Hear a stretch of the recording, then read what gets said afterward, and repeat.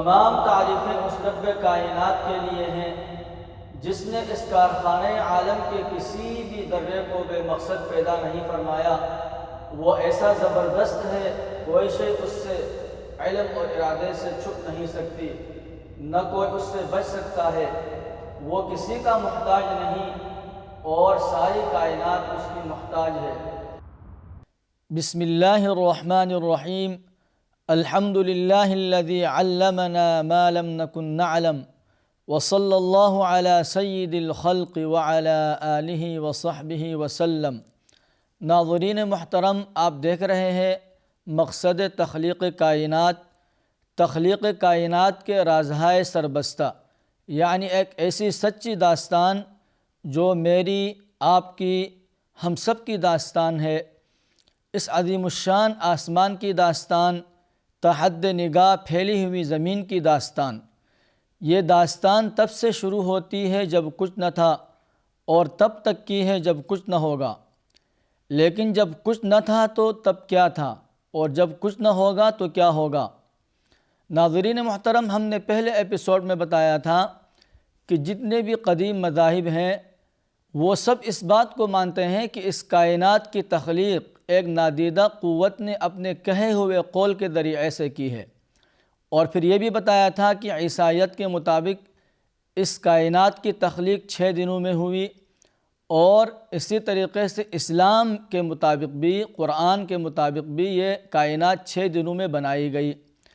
لیکن سوال یہ پیدا ہوتا ہے کہ یہ 6 دن کون سے تھے؟ کیا ہمارے زمین والے دن تھے، یا وہ دن اس سے مختلف تھے؟ اور عیسائیت کے فلسفے کے مطابق ہمارا اعتراض یہ تھا کہ اگر یہ کائنات 6 دنوں میں بنائی گئی ہے تو جو سب سے دور کی کہکشاں ہے JNZ11 وہ ہمیں نظر نہیں آنی چاہیے۔ لیکن عیسائیت کے انجیل مقدس میں اس کا کوئی تسلی بخش جواب موجود نہیں تھا۔ لیکن اسلام میں قرآن نے اس کا جواب دیا ہے کہ ہم نے آپ کو بتایا تھا کہ ہورائزن پرابلم، یاد ہوگا آپ کو، کہ یوں لگتا ہے کہ کائنات میں وقت مختلف جگہوں میں مختلف رفتار سے چل رہا ہے، لیکن مجھے یقین ہے کہ یہ سائنس سے غلطی ہوئی ہے۔ اس کو پرابلم کی بجائے کوئی انکشاف کا نام دے دینا چاہیے تھا، کیونکہ قرآن میں وقت کا کنسپٹ بڑا واضح ہے جو کہ عیسائیت میں نہیں۔ سورہ حج اور سورہ معارج میں اللہ تبارک و تعالیٰ نے اس کی وضاحت کی ہے۔ مثلا سورہ حج آیت نمبر 47، وَيَسْتَعْجِلُونَكَ بِالْعَذَابِ وَلَنْ يُخْلِفَ اللَّهُ وَعْدَهُ وَإِنَّ يَوْمًا عِنْدَ رَبِّكَ كَأَلْفِ سَنَةٍ مِّمَّا تَعُدُّونَ، اور یہ لوگ تم سے عذاب جلدی لانے کا مطالبہ کرتے ہیں، حالانکہ اللہ اپنے وعدے کی ہرگز خلاف ورزی نہیں فرمائے گا، اور یقین جانو کہ تمہارے رب کے یہاں کا ایک دن تمہاری گنتی کے مطابق 1000 سال جتنا ہوتا ہے۔ اور سورہ معارج میں ارشاد باری تعالیٰ ہے، تعرج الملائکۃ والروح الیہ فی یوم کان مقدارہ 50,000 سنہ، فرشتے اور روح القدس اس کی طرف ایک ایسے دن میں چڑھتے ہیں جس کی مقدار 50,000 سال ہے۔ کہیں ایک دن 1000 سال کے مطابق، اور کہیں ایک دن 50,000 سال کے برابر ہے۔ تو یہ بڑی ایڈوانس لیول کی کتاب ہے جو وقت کے کانسیپٹ کو اتنی وضاحت کے ساتھ بیان کر رہی ہے۔ باقی کسی مذہب میں وقت کی اس طرح کوئی تشریح نہیں ملتی۔ تو پھر تو ہمیں کائنات کی تخلیق کے حوالے سے قرآن پاک سے مزید رہنمائی لینی چاہیے۔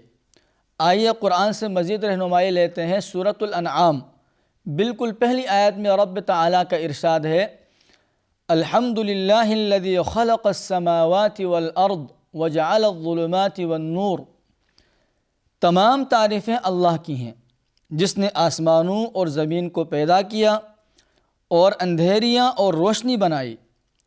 یہ ایک حیرت انگیز قسم کی آیت ہے، کیونکہ اگر آپ غور کریں تو اس آیت میں ایک سے زیادہ آسمان اور اندھیرا اور روشنی بننے کا ذکر ہے۔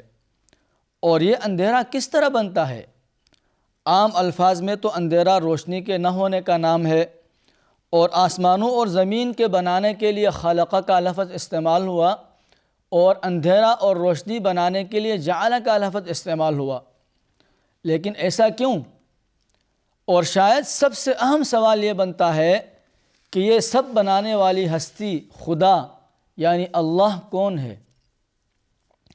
اب ایک ایک کر کے میں ان سب سوالوں کا جواب دیتا ہوں، لیکن سب سے پہلے ہم اندھیرا کا معمہ حل کرتے ہیں۔ 17ویں صدی میں ایک جرمن اسٹرونیمر تھا ہائنرخ اولبر۔ اس نے ایک سوال کھڑا کیا تھا جسے اولبر پیراڈکس کا نام دیا گیا۔ اگر یہ کائنات لامحدود ہے اور یہ ہر طرف ایک جیسی پھیلی ہوئی ہے، تو جب ہم رات کو آسمان میں دیکھیں تو جہاں کہیں بھی ہم دیکھیں، ہمیں ٹیکنیکلی ایک ستارے پر ہی ہماری نظر رکنی چاہیے، اور رات کا آسمان دن کے آسمان سے زیادہ روشن ہونا چاہیے تھا، لیکن ایسا نہیں ہے۔ یوں لگتا ہے کہ کوئی چیز ہے جو ان روشنیوں کو ڈھانپ رہی ہے، حالانکہ رات میں ہزاروں لاکھوں بلکہ ارب ہا کھرب ستارے آسمان پر چمک رہے ہوتے ہیں۔ اس کا تقاضا تھا کہ آسمان رات میں زیادہ روشن ہوتا، لیکن کوئی چیز ان روشنیوں کو چھپا رہی ہے، ڈھانپ رہی ہے، جیسے رات کے اندھیرے جیسی کوئی سیاہ چیز۔ آج 300 سال بعد بھی اس سوال کا کوئی تسلی بخش جواب نہیں نکالا جا سکا۔ البتہ مجھے اس سوال کا جواب سورۃ الشمس میں ملتا ہوا نظر آتا ہے۔ اللہ تبارک و تعالیٰ کا ارشاد ہے، سورۃ الشمس آیت نمبر 4، وَاللَّيْلِ إِذَا يَغْشَاهَا، اور قسم ہے رات کی جب اسے یعنی دن کو ڈھانپ لیتی ہے۔ یہ تو بڑی ایڈوانس لیول کی کتاب ہے۔ اب تو دل میں مزید خواہش پیدا ہو رہی ہے کہ تخلیق کائنات کے حوالے سے اس کتاب سے مزید رہنمائی لی جائے۔ اب اگلا مرحلہ ہے آسمان کو سمجھنے کا، کیونکہ بالآخر انسان کا آسمان سے ایک بڑا گہرا تعلق ہے اور بہت پرانا بھی ہے۔ ہمارے ابا انبیاء علیہم السلام کے ابا جناب ابراہیم خلیل اللہ، ان کے بارے میں قرآن پاک میں آتا ہے کہ وہ رات کو اللہ کو تلاش کرنے کے لیے آسمان کی طرف نگاہ کیے ہوئے تھے۔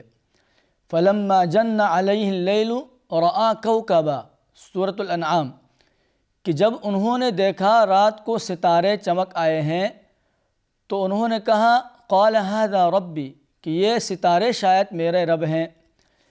لیکن کچھ ہی دیر کے بعد چاند نظر آیا تو وہ سارے ستاروں کی روشنی کو ڈھانپ لیا، تو ابراہیم علیہ السلام نے آسمان کی طرف منہ کر کے کہنے لگے کہ شاید یہ چاند میرا رب ہے۔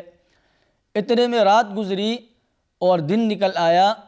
فَلَمَّا رَأَى الشَّمْسَ بَازِغَةً قَالَ هَذَا رَبِّي هَذَا أَكْبَرُ، ابراہیم علیہ السلام بولے کہ یہ سورج سب سے بڑا ہے اور اس نے سب اور ہر چیز کی روشنی کو ڈھانپ لی، اب دن میں صرف اسی کی روشنی نظر آ رہی ہے، تو لہذا یہ میرا رب ہے۔ فَلَمَّا أَفَلَتْ قَالَ يَا قَوْمِ إِنِّي بَرِيءٌ مِّمَّا تُشْرِكُونَ، لیکن جب رات ہوئی دیکھا کہ سورج بھی غروب ہو گیا اور اس کی روشنی بھی ختم ہو گئی، تو بے ساختہ فرمانے لگے کہ میرا رب وہی ہے جس نے ان سب کو پیدا فرمایا ہے۔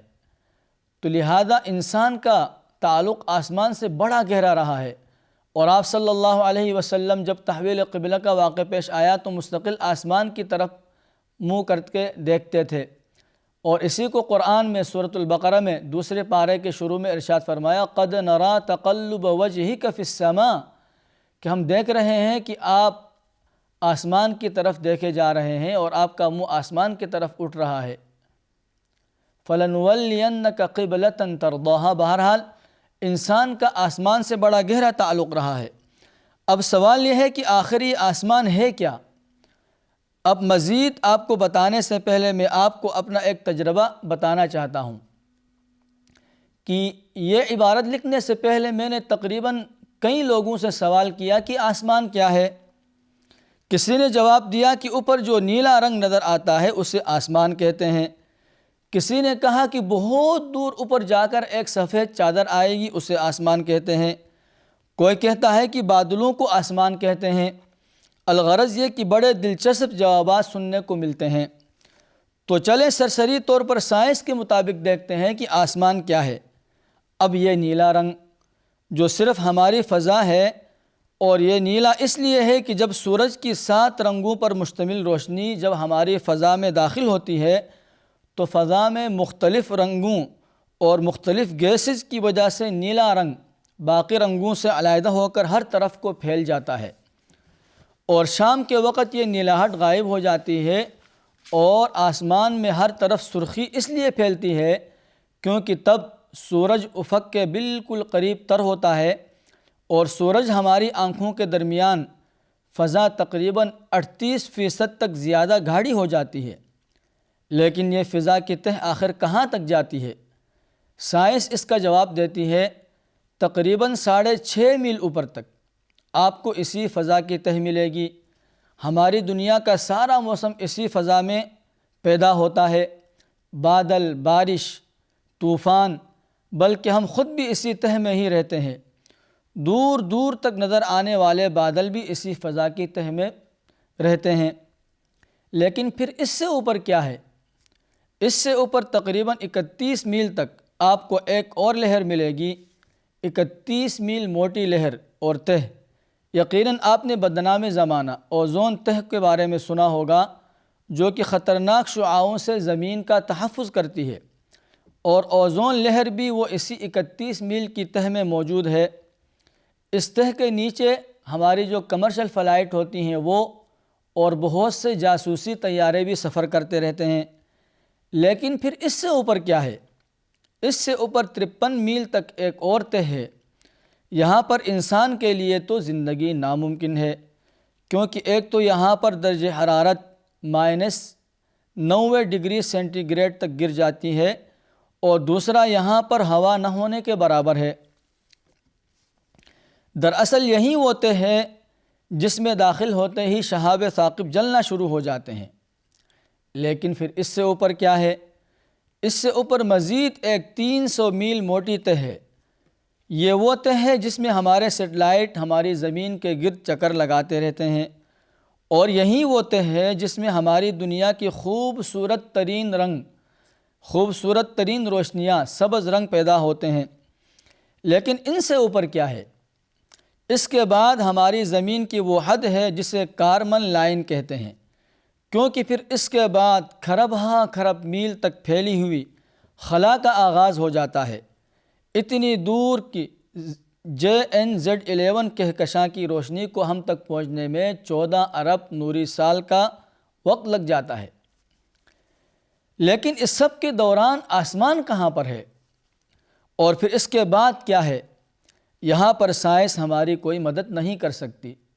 سائنس کی حد یہاں پر ختم ہو جاتی ہے، اور اس علم کا دائرہ کار سے یہ چیزیں باہر ہو جاتی ہیں۔ یہاں سے اب ہماری دنیا کیسی ہے، آسمان کہاں جا کر ملے گا، آخر آسمان کیسا ہے، اور آسمان کے اوپر کیا ہے، ان جوابوں کے لیے ہمارا علمی ماخذ اور سورس ہوگا قرآن و حدیث۔ تو آئیے ہم قرآن پاک میں تلاش کرتے ہیں کہ آسمان کیا ہے اور کیسا ہے۔ قرآن پاک میں آسمان سے پانی کے اترنے کا ذکر تقریباً 22 مرتبہ آتا ہے۔ مثلا سورہ بقرہ اللہ تبارک و تعالیٰ کا ارشاد ہے وَمَا أَنزَلَ اللَّهُ مِنَ السَّمَاءِ مِن مَّاءٍ، اور اللہ تبارک و تعالیٰ نے آسمان سے پانی کو اتارا۔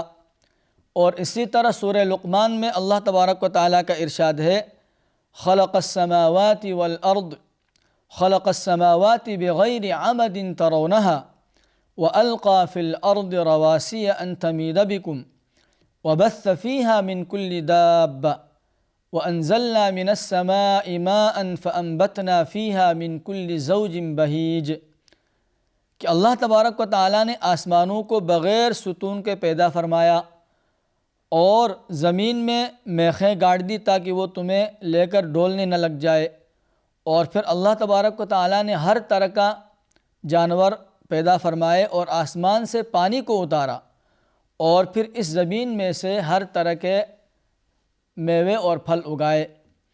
لیکن پانی تو بادلوں سے آتا ہے، اور پانی لانے والے بادل تو صرف 2 کلومیٹر اونچے ہوتے ہیں۔ لہذا ہمیں قرآن سے مزید رہنمائی لینی ہوگی۔ قرآن پاک میں کم از کم 3 دفعہ آسمان کے محفوظ چھت ہونے کا ذکر ملتا ہے، اور اس آسمان کے محفوظ چھت کو تھامنے کا بھی ذکر ملتا ہے۔ سورۃ الانبیاء اللہ تبارک و تعالیٰ کا ارشاد ہے وَجَعَلْنَا السَّمَاءَ سَقْفًا مَحْفُوظًا، اور ہم نے آسمان کو ایک محفوظ چھت بنایا۔ اور سورہ بقرہ میں اللہ تبارک و تعالیٰ کا ارشاد ہے الذی جعل لکم الارض فراشا والسماء بناء وانزل من السماء ماء۔ اللہ تبارک و تعالیٰ کی ذات وہ ذات ہے جس نے زمین کو بچھونا بنایا اور آسمان کو چھت بنایا اور آسمان سے پانی کو اتارا۔ اور سورہ حج میں رب تعالیٰ کا ارشاد ہے الم تر ان اللہ سخر لکم ما فی الارض والفلک تجری فی البحر بامرہ ویمسک السماء ان تقع علی الارض الا باذنہ، کہ کیا تم دیکھتے نہیں کہ اللہ تبارک و تعالیٰ نے تمہارے لیے مسخر کر دیا ہے جو کچھ کی زمین میں ہے، اور کشتیاں سمندروں میں اس کے حکم سے چلتی ہیں، اور اللہ تبارک و تعالیٰ نے آسمان کو تھام کر کے رکھا ہے کہیں وہ زمین پر گر نہ جائے مگر یہ کہ اس کے حکم سے۔ اور قرآن کریم میں کم از کم 3 مرتبہ اس آسمان کی چھت کو محفوظ بنانے کا ذکر بھی ملا، اور 2 جگہ اس محفوظ چھت کے تھامے جانے کا ذکر بھی ملا، جو کہ سورہ حج اور سورہ لقمان میں ہے۔ اب یوں لگتا ہے کہ جیسے آسمان ہمیں کسی چیز سے تحفظ دے رہا ہے، اور خود آسمان کو بھی کسی چیز سے تحفظ مل رہا ہے کہ کہیں گر نہ پڑے۔ تو کیا یہ آسمان اوزون یا پھر دیگر تہوں میں سے کوئی تہ ہے؟ کسی تہ کا نام ہے؟ شاید ابھی تک آسمان کے بارے میں جاننے کے لیے کافی نہیں، اس لیے آسمان کو مزید سمجھنے کے لیے ہمیں اس کتاب کو مزید پڑھنا پڑے گا۔ سورۃ الطارق میں اسی آسمان کی ایک بڑی حیرت انگیز صفت بیان کی گئی ہے اور اس کی قسم کھائی گئی ہے۔ اللہ تبارک و تعالیٰ کا ارشاد ہے سورۃ الطارق آیت نمبر 11 والسماء ذات الرجع، کہ قسم ہے پلٹانے والے آسمان کی۔ جو لوگ علم موسمیات سے واقف ہیں وہ جانتے ہیں کہ موسم تو صرف 4 ہوتے ہیں، سردی، گرمی اور بہار اور خزاں، لیکن آب و ہوا تقریباً 12 طرح کی ہوتی ہے جو براہ راست آسمان میں موجود فضا سے بنتی ہے اور جو آسمان سے پلٹ پلٹ کر زمین کی طرف آتی ہے، مثلاً بارش، دھند، نمی، برف، بھاری طوفان، ہوائیں، ان سب کا اپنے خاص وقت میں پلٹ پلٹ کر زمین کی طرف آنا یہ خاص ایریا میں موجود آسمانی فضا سے منسلک ہے۔ تو ناظرین محترم، ہمارے تخلیق کائنات کی کھوج کا یہ سفر جاری رہے گا، اور انشاءاللہ اس کے بعد ہم آپ کو بتائیں گے کہ آسمان کیا ہے اور قرآن اس آسمان کی حد بندی کہاں تک کرتا ہے۔ کیا یہ اربوں کھربوں میل تک پھیلے ہوئے خلا ہمارا آسمان ہے، یا اس سے بھی پرے کوئی اور ایسی تہ ہے جس کو آسمان کا نام دیا گیا ہے؟ تو ہمارے ساتھ رہیے، انشاءاللہ اگلے ایپیسوڈ میں ہم آسمان کے متعلق مزید جانیں گے اور دیکھیں گے کہ قرآن بالآخر آسمان کس کو کہتا ہے۔ وآخر دعوانا ان الحمد للہ رب العالمین۔